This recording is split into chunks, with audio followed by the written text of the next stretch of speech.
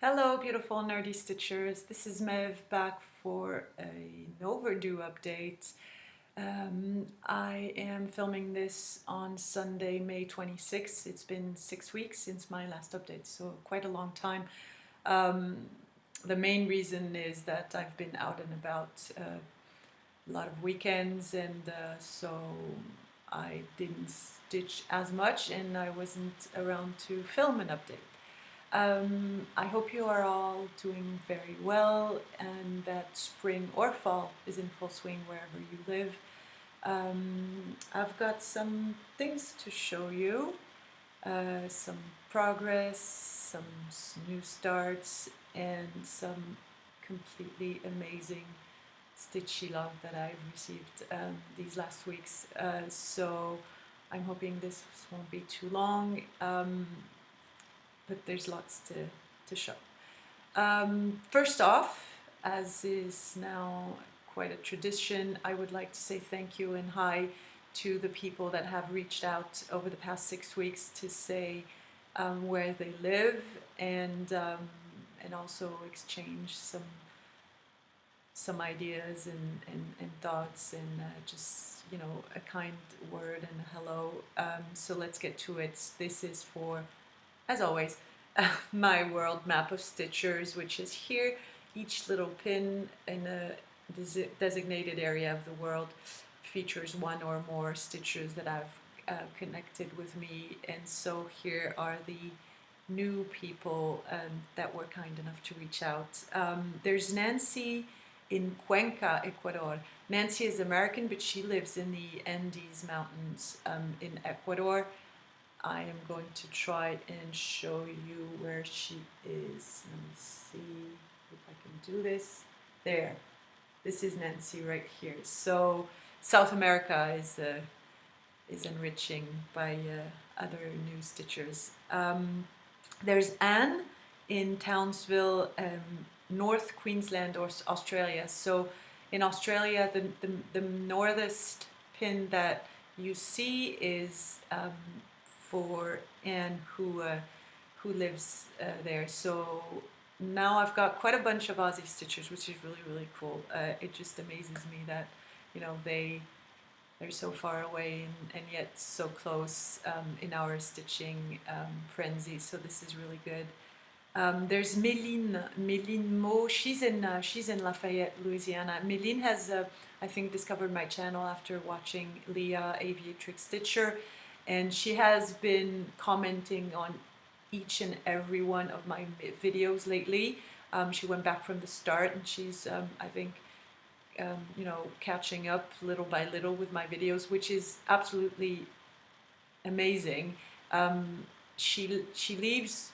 Méline, I just love the way you express yourself on my videos, and I love the way that, for me, those first videos are quite old, and reading your comments enable me to remember what I was stitching on, what my thoughts were, what progress or what journey I've had for the past 15 or 16 months now, and it's really a joyful journey to go back and see how people react to the first things that I had been doing. So Méline, thank you very much. It's really lovely to read you. There is Robin, another Aussie stitcher. Robin is from Canberra, Australia. There's Jen in Ottawa, Canada. There's Kona. Kona is in Greece, so I have my first ever pin in Greece, which is really cool. This is enriching the European stitchers, which I really like. There's Kathy in Rochester, New York. There's Stephanie in LA, California. There's Anita in Colorado Springs, Colorado. And then last but certainly not least, there's Natalie. Natalie is in Indiana. Natalie reached out to me via email to discuss a little bit of about the 1/1 stitching, which, as you may know, if you're a returning viewer, is kind of my obsession. So thank you and welcome to you ladies, and thank you so very much for reaching out.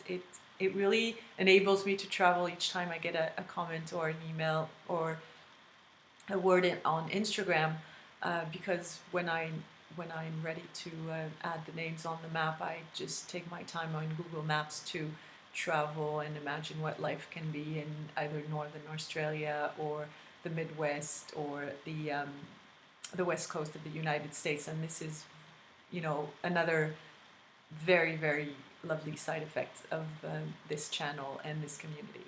So thank you very much. Let's get to works in progress, shall we? There's been some stitching. Oh, by the way, I forgot my traveling piece. Well, that's fine. You'll see it next time. I'm still working on the Garden Club series by Blackbird Designs. I'm doing all 12 patterns, and so far I've completed 4, and I'm currently stitching Butterfly Garden, which is, I think, Garden Club series number 12 or 5. I did some traveling, and I did some train traveling, so I got a little bit of progress on this, but it's not going very fast. And I will be traveling again next weekend, so hopefully the Butterfly Garden can get some stitches in. Anyway, let's show you what I actually have. The first one I want to show you is 1/1 stitching that I'm doing, and this is on the beautiful Our Lasting Friendship by Blackbird Designs. This one, as you may know, I bought the pattern while at the 2019 Dutch Stitch Retreat in Roden, the Netherlands, and so I bought this pattern. This is the sampler in the booklet. There you go. And I have converted all the called for, which were supposed to be, I think, Classic Colorworks and Week Dye Works, into Gloriana silks. And instead of the browns and oranges that are charted, I've picked some blues. And now let me show you where this is at right now. This is on a piece of 32 count Grandpa Sleeves by XJU Design, the lovely Jukas, and this is where I'm at now. I absolutely love this pattern, and I love the stitching 1/1, and I love this fabric. And the result of the fabric choice and the Gloriana conversion is that the greens are pretty subdued. There are 4 or 5 shades of green, I think, and what I really like is that the greens kind of get, some of the greens get a little bit lost in the fabric, which makes the blues pop out really good. And I absolutely adore this effect. It's really, you know, kind of gritty and old, and I really like that. As if over time the greens had faded and the blues just stayed intact, and I really absolutely love the effect that it has on the stitching. Let me try and do a close-up. I hope this is focusing. There you go. So I'm stitching away on this. I really I'm enjoying the ride. It's as you can see, tiny stitches, but this is what I like. This is being stitched for a very special friend, and so I think of that special person when I take it and stitch it, and it brings me a lot of joy. So yeah, this is Our Lasting Friendship by Blackbird Designs. I love everything about this, and working with those silks people. I mean, Mika has talked enough about them, but it's just perfect.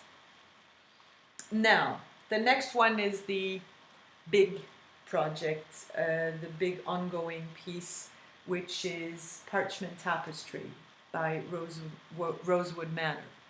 So you've probably seen this time and again. So this is the chart. Well, this is the pattern, Parchment Tapestry. And as you may recall, I am doing something a little bit special about with this piece. Sorry. I will not be stitching all of the motifs. I will be leaving some of them out, and let me show you the mock-up that I came up with help. So here's the idea. So this is what I will be stitching from the pattern. So as you can see, I've left out some of the honeycomb shapes and the motifs that are supposed to be stitched in them. And the idea is that I would like to stitch some words in lieu of the motifs that I left out. And this is where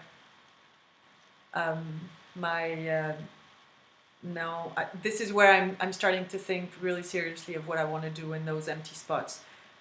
There are different options that I came up with. I've had discussion with my crazy auntie and also with Leah, Aviatrix Stitcher, on what I want to do and what my options are. And I would like to share those with you. But first, let me show you where I'm at. So this is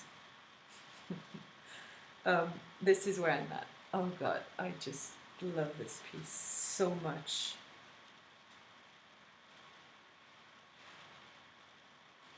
There you go. So it's coming along, isn't it? I mean, oh.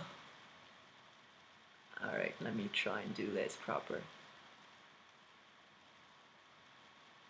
Okay. So some of the motifs are complete. I'm currently working on this one here. It's almost finished. These are absolutely beautiful. I mean, the color choices, this is mainly, what color, is it? Sorry, Weeks Dye Works, I think. Let me check. Yes, it is. It's all charted for Weeks Dye Works, and I'm doing exactly the called for because Karen's choices are insanely beautiful. I mean, look at this central piece here. In this one here, there are probably 12 colors, and it's just exquisite. The choices are lovely. It's beautiful. So as you can see, I've left out part of the honeycomb shapes, and I don't know if you will be able to see that. So the idea is this is like a fire screen, which was Karen's inspiration, or a wallpaper of some sort, and I wanted to try and get the effect of it having been ripped out, or it had like really faded over time, and so some of the shapes and motifs have disappeared. And to get this effect, I don't know if you can see this, but instead of stitching everything with the called for bullfrog, I think, green, what I did is where the shapes are kind of disappearing, I used a lighter green, which is grasshopper. And so each time the shapes are kind of like stopping, there's a little lighter shade. I don't know if you can see this on camera, but it really does show on real life. So here, for instance, and then again right here, and let me just show you on the other side. There you go. So here, for instance, see, so this is using bullfrog, and then right here I've started using grasshopper, which is lighter, so that it gets this sort of faded effect where the frames are kind of disappearing. Oh, this is perfect. This is stitched on a piece of 36 count roasted nuts, again by Extra U Design, because Extra U Designs, it's just perfect. Look at this modeling. I love it. And it's stitched 1/2 because 36 count. And I love it. I mean, it had to be big enough to show the lovely different colors and motifs, and I'm really loving it. And obviously 1/2 on 36 count is not the like full coverage effect, which is, I think, exactly how it should be, because it's supposed to be vintagey old and weathered with time. So you can, in some of the areas, you can actually see the crosses, which I really, really like. There you go. Now, let me try and explain. I hope I'm going to manage this. Let me try and explain what I would like to do in terms of what I want to do in those unstitched area, both here and there. There are different options. I will be stitching the alphabet because I think it's one of the most beautiful crazy alphabet I've ever seen in a cross stitch pattern. And so option one would be to stitch some words using the this alphabet for the initial letter of each word. And I think that if I do that, I may want to stitch 1/1 just so I can actually put words in full in the empty spaces. Yeah, so that's an option. And if I go that route, then I would need a list of words, and I may want to ask for your help on this. So that's one option, and that was the first. I think that was the first idea that I had. And then I came up with another idea. Because words, as you know, is my other obsession. And I thought, why, if I want to have this, if I'm sticking to this idea that the main flowery part has been ripped out and something else appeared underneath the first layer, so to speak, I may want to actually write something in full, like that has meaning. And so I thought, maybe poetry would be a good idea, or words that were written to me especially, or something like that, and then find some way to chart or find an alphabet in a handwriting style, right? And so as I was thinking about this, a few options came to my mind. The first one was, well, if I'm able to determine the period of time from which the original fire screen came from. As I mentioned before, Karen Kluba, so from Rosewood Manor, was inspired by a fire screen that she saw in an old English mansion. I reached out to Karen, actually. I wrote her an email saying, this is my idea, this is what I'm doing right now. I sent her some pictures and I said, would you mind telling me where you saw this fire screen, and if you know, like, what period of time it came from. And she replied to me very, very quickly with a very, very sweet mail, thanking me for reaching out, etc. And then she actually sent me a picture of the fire screen that inspired her to do the piece. I have not asked for her permission to share the picture, so I'm not going to show it to you. But it's really awesome because you actually see the piece, which is quite different from what she came up with. But you can obviously feel the inspiration.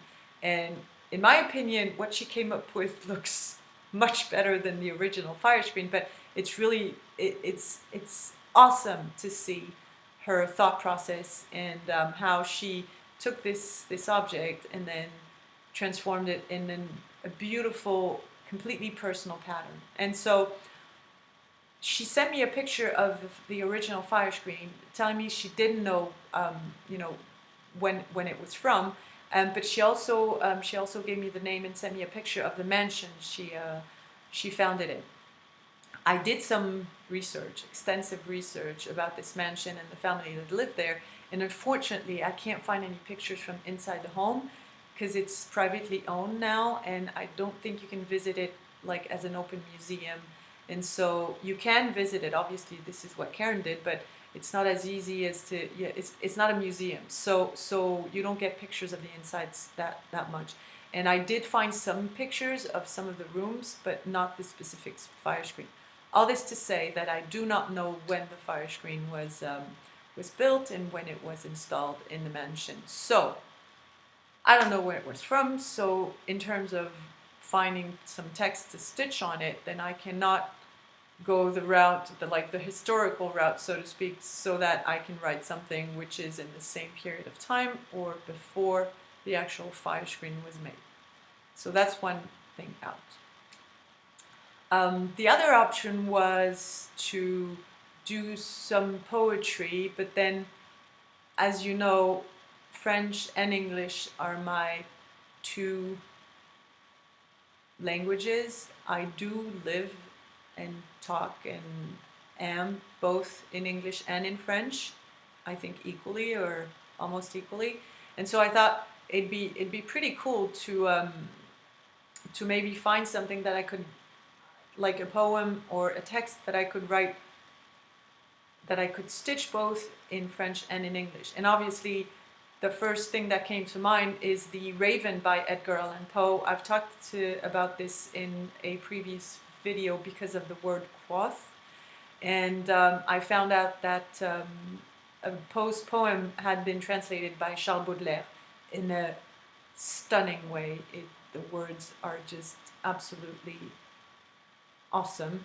And I thought, oh, that'd be nice. So I would have like some of the verses obviously on one side of the pattern. See, for instance, I could stitch some of the verses in English here and then some of the verses in French here, and that would make sense for me because both languages are really an integral part of who I am. So that was an option. But actually, the main option is a poem that has a lot of meaning for me, and that would be a poem in French from Arthur Rimbaud. Let me show you. Yeah, I have it behind me. So I have this book. Just bear with me just a sec. I have this book of all of Arthur Rimbaud's poems. It's Arthur Rimbaud, if you don't know him, was a romantic poet. He wrote in the same period of time as Baudelaire. So that's the second half of the 19th century. Sorry. The interesting thing with Rimbaud is he started writing poetry very, very young. He was around 15 or 16 when he wrote his first poems, and he didn't write very long. Actually, he stopped writing poetry in his 20s, and then he just led a normal working life, if you will. And so, anyway, and he's considered one of the greatest French poets of all times, actually. And so I've got this book with all of his works in it. And the awesome thing about this book is that, well, first of all, it was gifted to me by the man I love, Z, and it has a very special meaning. And the awesome, cool thing about this book is that you have all of his poems in Rimbaud's own handwriting. And then they're also typed so that you're sure you don't miss anything. Let me just show you what I mean. So this is one of the poems, by the way, I'm considering. So for each of his texts, you have, let me see, there you go. His handwriting on this page, right? And then you have the, oh Marie, this is so bad. And then you have the actual typed text here. And the reason why I'm mentioning this is because, see, I mean, he's got an awesome handwriting. And the reason I'm mentioning this is because if I choose to stitch some of his words, what I would try to do is kind of replicate his handwriting when stitching. And so, like, sort of chart out his own handwriting to write some of the verses of one particular poem. And I think that would be awesome. And I don't know if you know this, but I don't know if it's true in the Anglo-Saxon countries, but back in the day, so I would say until maybe the 50s or something, the ink that would be used by students would not be black nor blue. They kind of, the ink used to actually write at school was some kind of a purpley tint to it. And I still have notebooks from my grandfather and my great-grandfather that is written in this ink. It is purple, a dark purple. And I thought, wouldn't it be cool if I stitched with some of the purples that are used in the text, because it's very close to the actual color that was used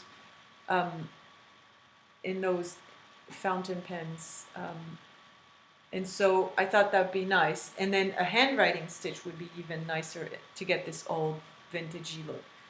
So this is an option as well. Now, as far as techniques are concerned, that's another big debate, and Leah and I has been starting this conversation. I was putting out my ideas, and then she replied a very long email last week to give me her sentiment and her thoughts on this. And so I don't know if I want to again chart Rimbaud's handwriting and then stitch some of the verses on each side of the piece, or she suggested, which is kind of awesome, very scary but awesome.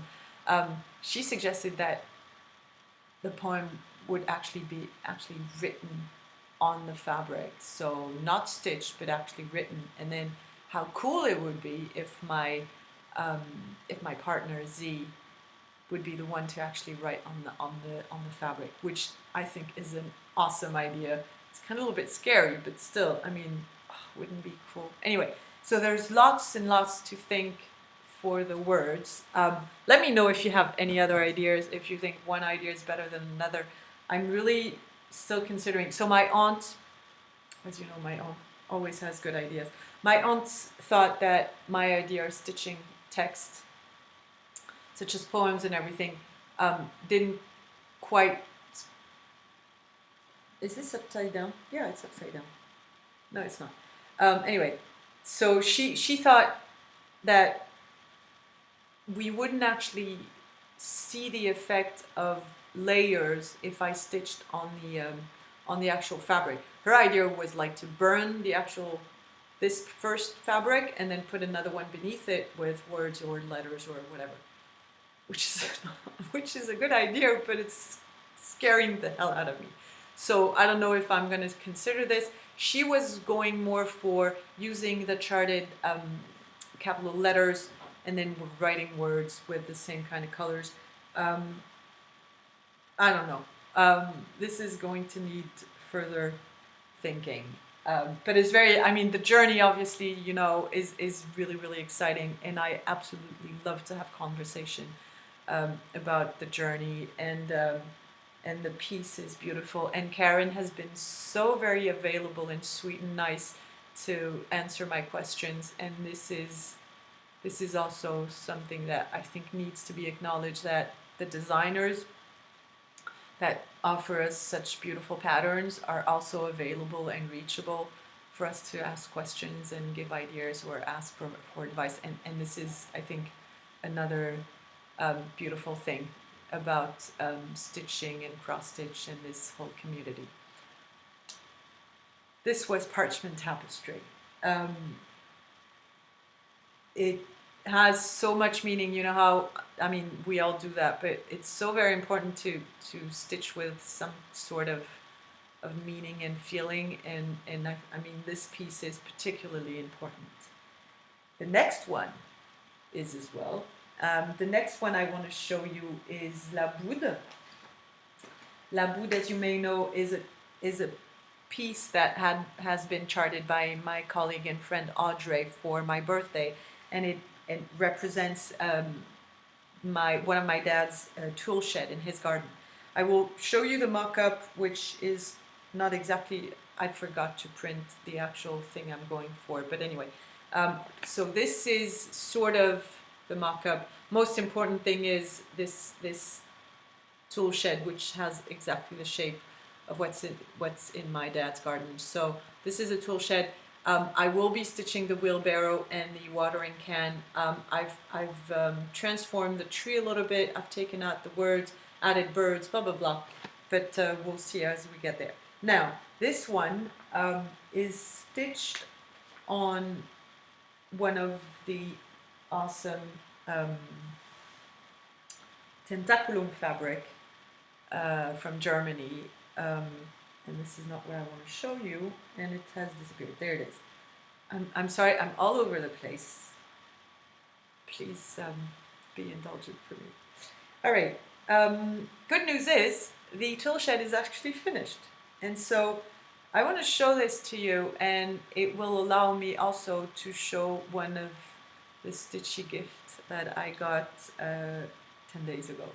So I don't know how to go about this. All right, let me show you the tool shed.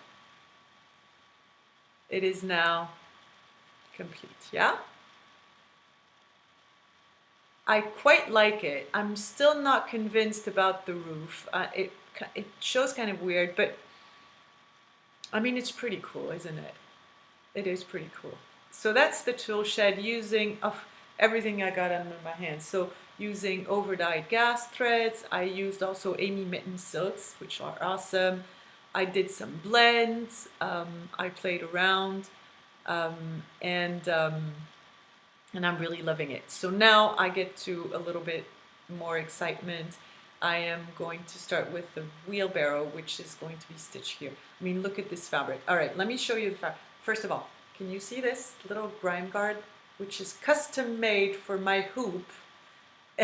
And oh my God, this I received last week from Patricia, whom I met in Paris this winter and then again in April in Roden. Patricia is a lovely, lovely stitcher. She's a very good friend of Mika's, and she was at retreat. And the sneaky one, she asked me after retreat what the actual diameters of my hoops were. And she made it as though, you know, she was interested in the size of the hoops for her own project, blah, blah, blah. Huh. It wasn't for that. It was to make me those little, oh my God, this hoop, look at this grime guard. It's beautiful. It has a hole on it to actually put, let me take my needle minder out. It has a hole on purpose, obviously, to allow the screw to be put in. I mean, come on, guys. Isn't it lovely? Oh, geez, I love it. I absolutely love it. And because she saw I had two hoops and I'm mainly working with those two hoops when I'm not working with Q-snap, she did another one, a bigger one, and I forgot to set it up. This one I used to stitch Parchment Tapestry, sorry, and then I put it on a lap stand. Let me just show this to you. I mean, look, Patricia is perfect. It is absolutely perfect.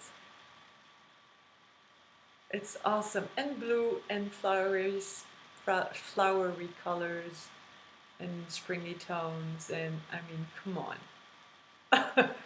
Patricia, thank you so very much for these. I mean, it was completely unexpected, totally unexpected, and it made my week.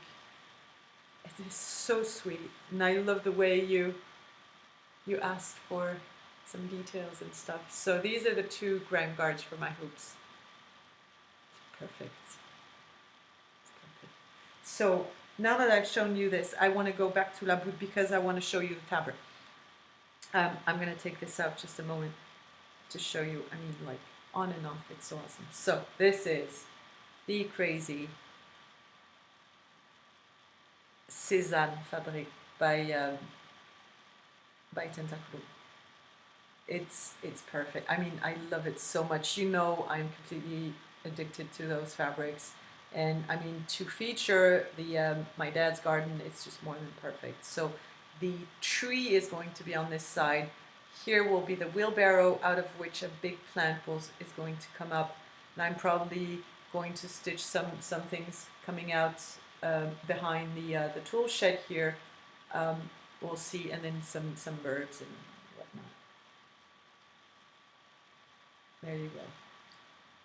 So this is La Boute, and now I am able to talk about another stitchy gift that is related to this particular pattern. 2 or 3 weeks ago, I think I posted this on Instagram. Megan, wide-eyed stitching child, sent me a small parcel with the most wonderful, wonderful gifts.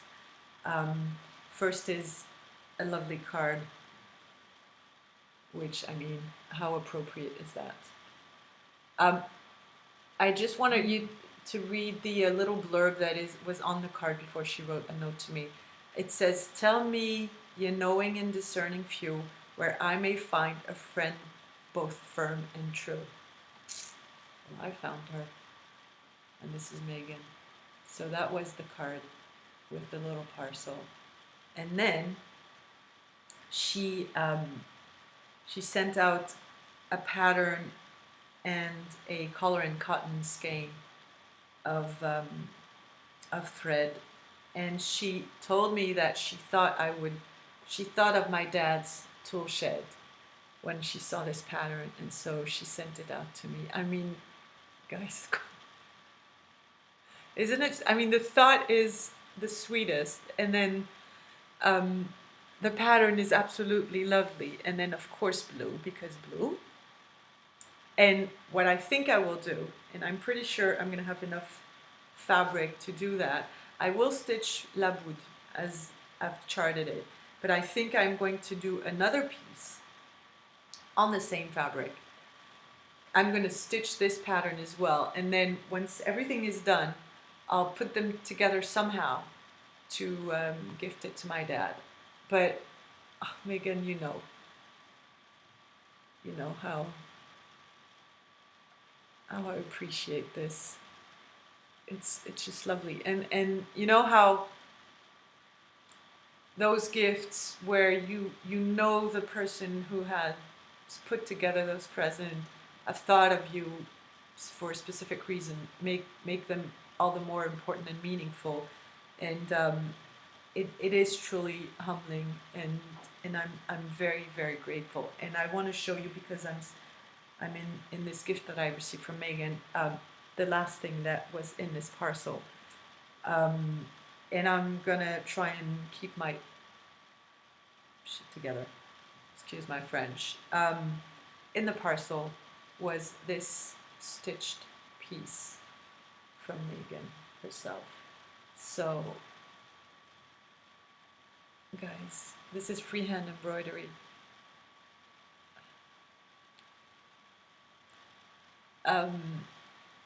Yeah, and so she sent this to me. I had seen those in her videos. I think she is part of a monthly or bi-monthly club where she received the kit with the fabric and then the cotton, the threads, and you know, each time she received those kits. So it's really freehand embroidery with little piece of fabric, some cotton, I believe it's DMC, and then the pattern to stitch. And so this one I had commented on one of her videos, and I had seen the previous one as well. And so she thought, well, then this is going to be sent to Mev. And I mean,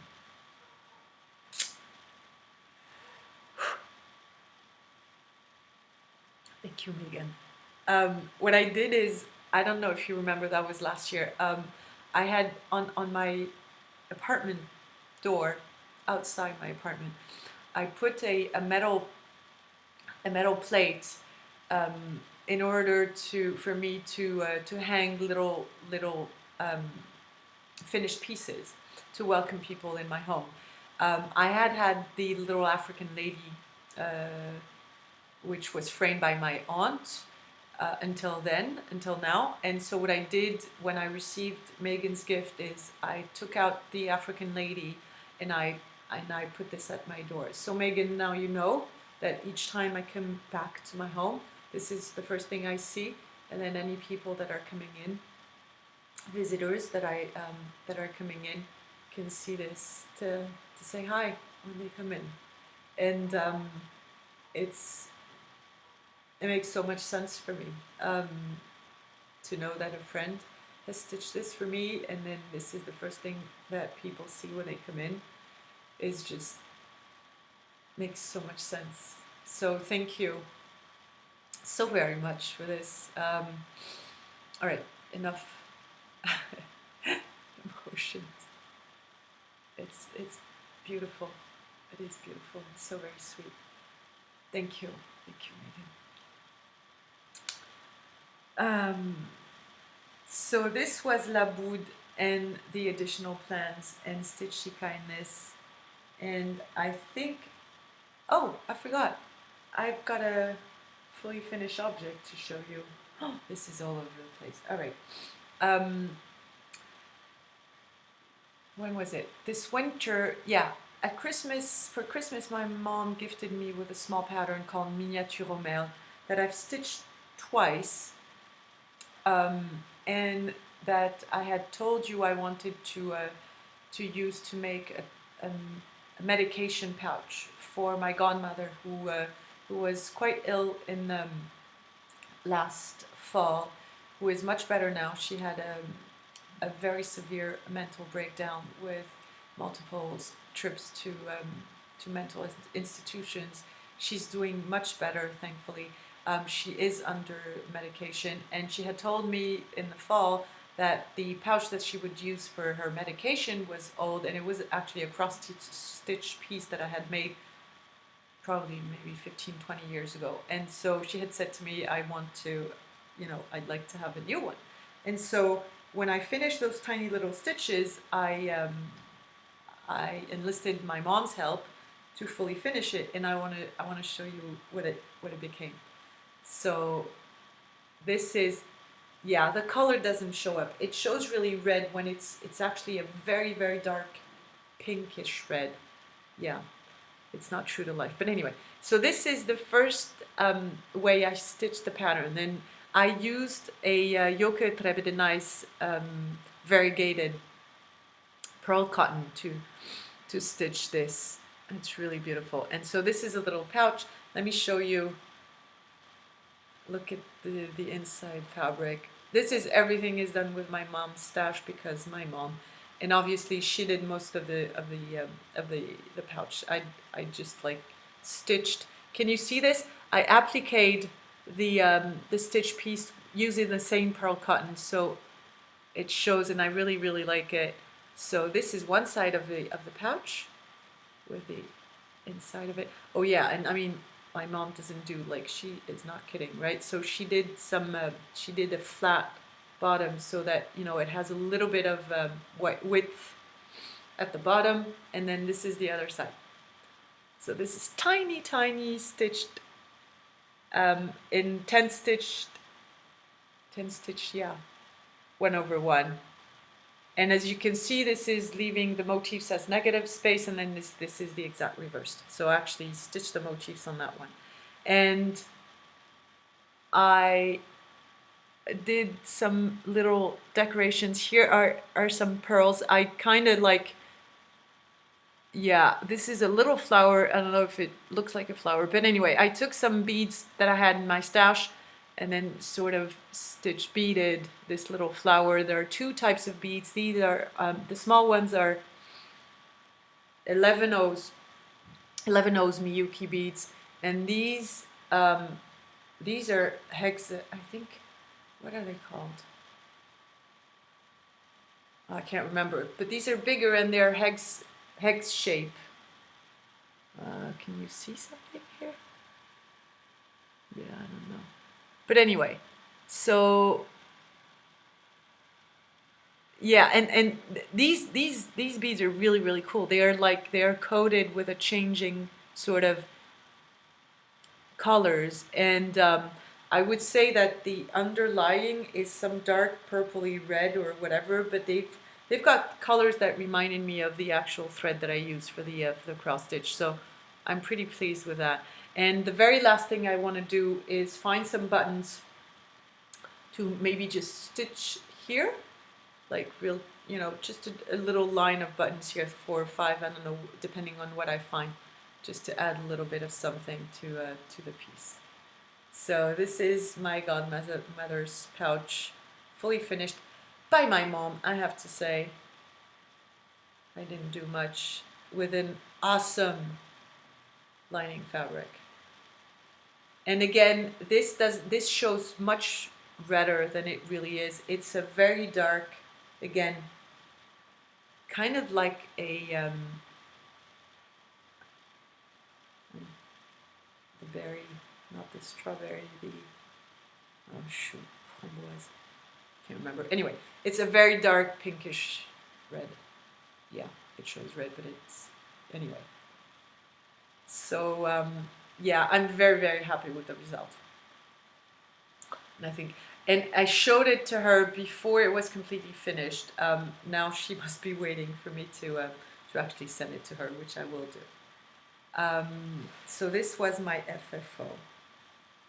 Now, last but not least, my new start. And my new start is again because of Stitchy kindness. I'm so lucky. I feel so very thankful. Last week I received a package in the mail from the Netherlands again, and this was from Linda. Linda I met at the Stitchy retreat in Roden in the Netherlands, and I had helped her find a pattern that wouldn't be sent in the Netherlands from France, whatever. And so in lieu of thanks, she sent me all of the things. Let me show you. This card she sent me, and I believe this was made by her, and it's just beautiful. Look at this. A butterfly for someone special. And it's painted, and it's in can you see? This is stuck on the card, but it sticks out. So it's a beautiful little card with a lovely note inside. And then she went bonkers. She sent me the piece of Fabric of the Month Club by XJU Design, which is white mustard, and I'm over the moon with this because it's a 40 count, and I've never stitched on 40 count, and I'm so eager to try. Look at this fabric. Yeah, it's washed out. This is white mustard in 40 count linen. Let me try and see if I can bring it closer. It's a beautiful yellow, and it shows much whiter than it really is. It's really yellow. Can I do something better? No. That's annoying.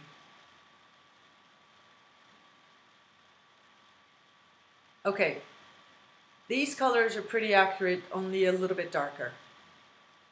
And this is so exciting because again, I've never stitched on 40 count, and I need to find something to stitch to use it.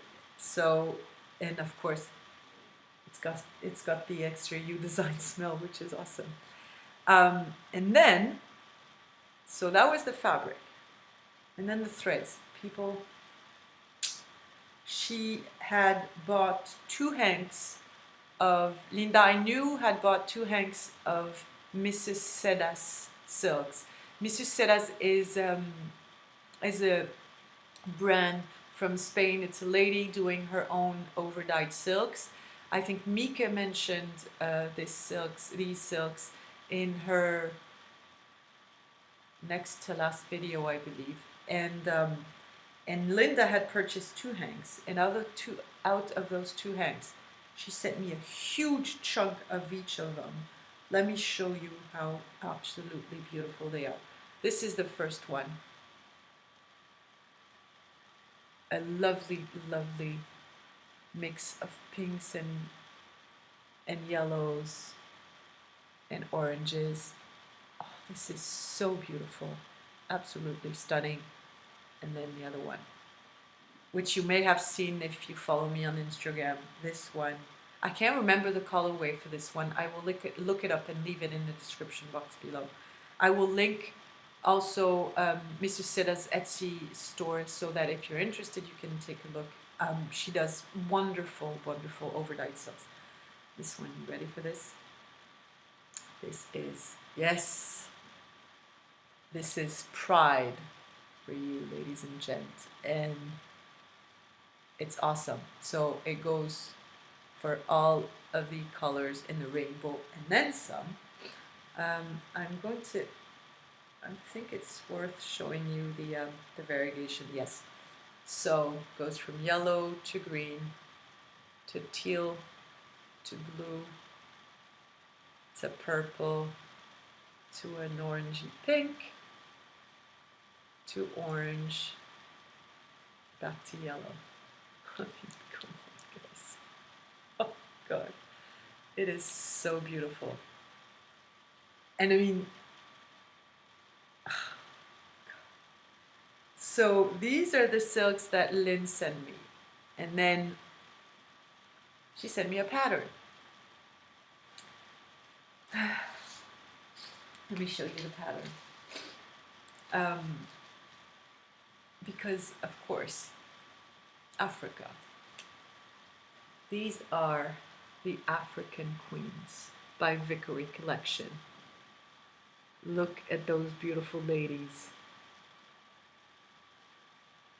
She said in her note that, you know, she thought I'd like this, even though it's not my usual go-to kind of pattern, because it's because of the ladies and because of the link to Africa. She thought I'd like it, and Lynn, I do love it. This is, so I started it, and this is going to be gifted to my eldest niece. She is turning 15 this summer, and I think that I found a way to make it really, really cool, and I'm pretty sure she's going to be happy with it. I'll probably put the stitch piece on a tote bag or something. I really like the idea. So yeah, so this is the pattern. Now, because this pattern came with those awesome silks, I kind of didn't think at all, and I just jumped in, and I want to show you where I'm at. Some of you may have seen this on Instagram. I did progress a little bit more. I'm going to show you what I did. So the idea was, I'm going to find a fabric in my stash, which I did, and I'm going to start straight away using, instead of the millions of colors that are called for, I think it's called for DMC. There's also the anchor, conversion, and I'm not going to count here, but I think there are over 30 or 40 colors, DMC colors. So it's very, very colorful. So it goes, and there's shading and stuff. So each kind of color goes in different tones or shades in order to, to render this beautiful effect. And so instead of that, I said, well, I want to use Pride, the Mrs. Setta's silk. And so I started without thinking at all, but I had thought about, I remembered, I think Letitia, Crafty Curator, mentioning how she would stitch with highly variegated threads, not necessarily vertical or horizontal, so as not to have stripes, but rather in kind of circles or random. And I think Audrey Stitchy Witch 42 did the same thing recently. She was stitching a tree, and rather than go always in the same direction, she kind of randomly did her stitches to be closer or more faithful to the actual look of wood bark. And so I was thinking about this, and I said, okay, I don't want to stitch like only in stripes, well, only in rows or columns, so that I'll get exactly the same kind of stripy effect with this thread. And so I kind of did like motifs with the way I stitched the direction and the way I stitched the skirt. So this is my first African Queen, and this, so the skirt here, from here all the way down, is exclusively stitched with the Mrs. Setta silk. And I want to talk about this because it's interesting, and it gives idea for those of you who might be interested. Again, I really it was total improv, right? So I didn't think at all.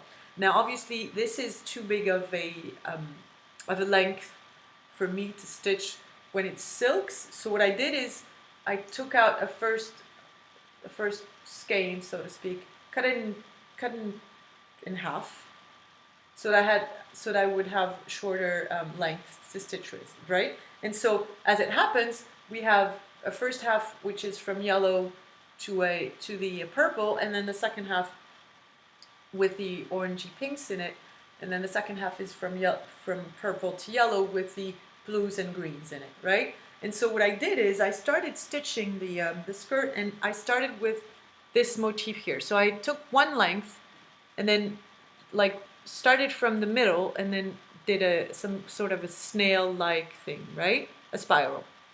Well, it's square, but still a spiral, right? So when I was finished with the first length, I took a second length of the purple to yellow going with the green, so that it would stay the same kind of tones, right? And then on the second part, I decided to go with the other half of the skein, and so it's mainly oranges and pinks and yellows with a tiny little bit of purple in the middle. And then I thought, I want to do some diagonals, and so I picked up the other part of the skein and did this part here, and then I went back to the spirally thing, and then here I went back to horizontal lines, right? And I mean, I just absolutely love the effect.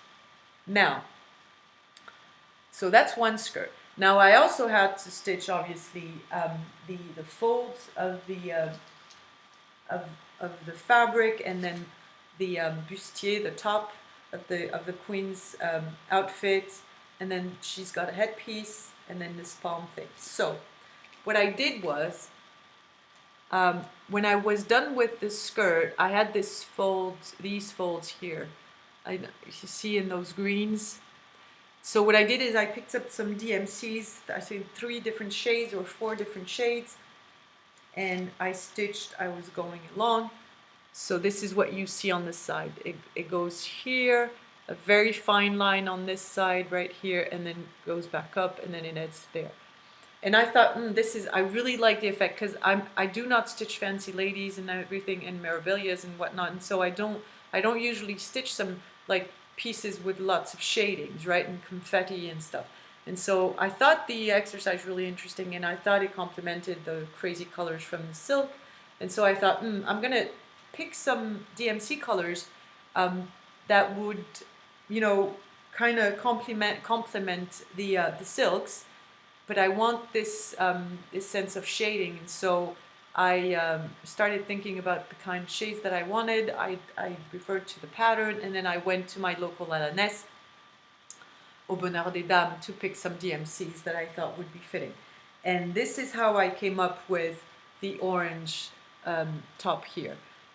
So this is indeed charted to use 3 different shades of whatever. I chose those oranges, and then the headpiece here is again 3 different shades of greens, which are the same as the folds right there.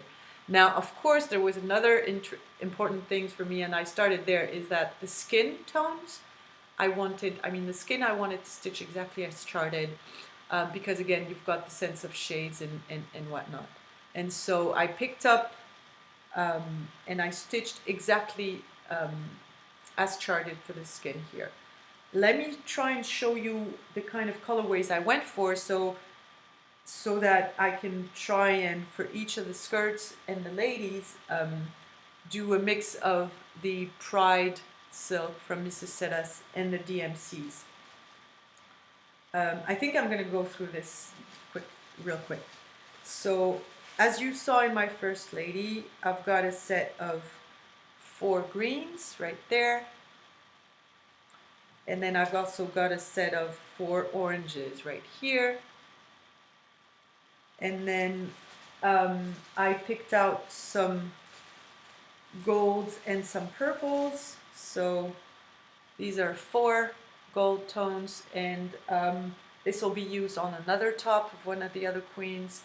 And these are the purples, 4 purples, again, to stitch some folds in some of the skirts. And then some beautiful blues. And so each time I picked the colors, I wanted them to be found in the actual original silk. So see, for instance, the blues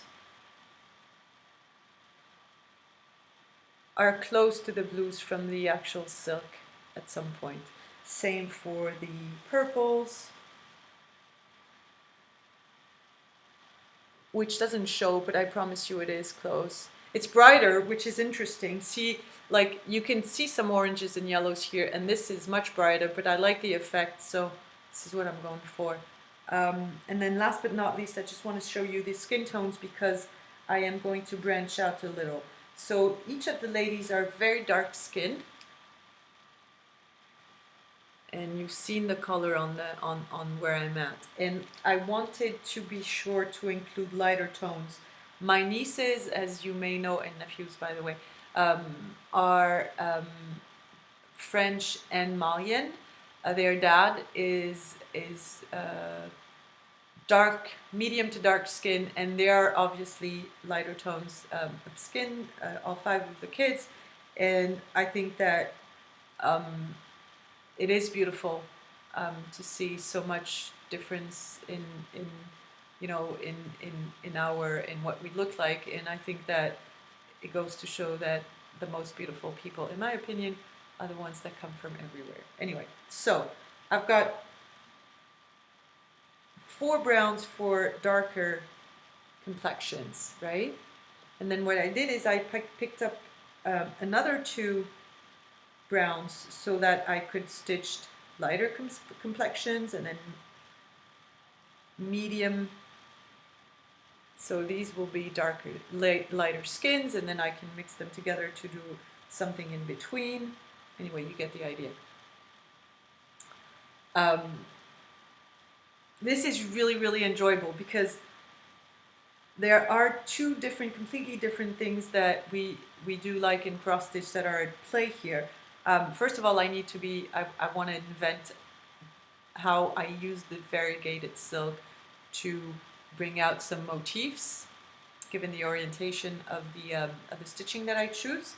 And then there's also the work on the shading with a lot of different shades and a little bit of confetti stitching to actually bring shapes to life. So obviously, I mean, you all know this, but the shading in the oranges here allow the queen's bosom to show, obviously. And then in her face, it's really subtle, and I absolutely love it. The way the shades are used, you can see her eyes are closed, and you can see a little bit of her chin. I mean, it's perfect. It's really, really enjoyable. Now, unfortunately, the color is not true to life. This fabric here, I need to talk for a second. Again, it's washed out. This is a 20 count Ada. Colorway is Sahara, and I found it on Etsy in a shop called Heart Stitch Threads. That's it, sorry. So, I mean, Sahara cannot be more appropriate for this piece, obviously. And it's beautiful. Yeah, it shows really washed out. If I bring it closer, is it better? It's not better. This is annoying. It's a beautiful kind of dirty orange. It's pretty mottled, and I think it's gonna show perfect. This is more like it. Yeah. So 28 count Ada Sahara colorway by Heart Stitch Threads. For those queens to be stitched on. And that was completely unexpected, completely impromptu. And I owe this to the beautiful Lynn, or Linda. And I'm so very grateful. I would have never, ever thought of stitching something like this. And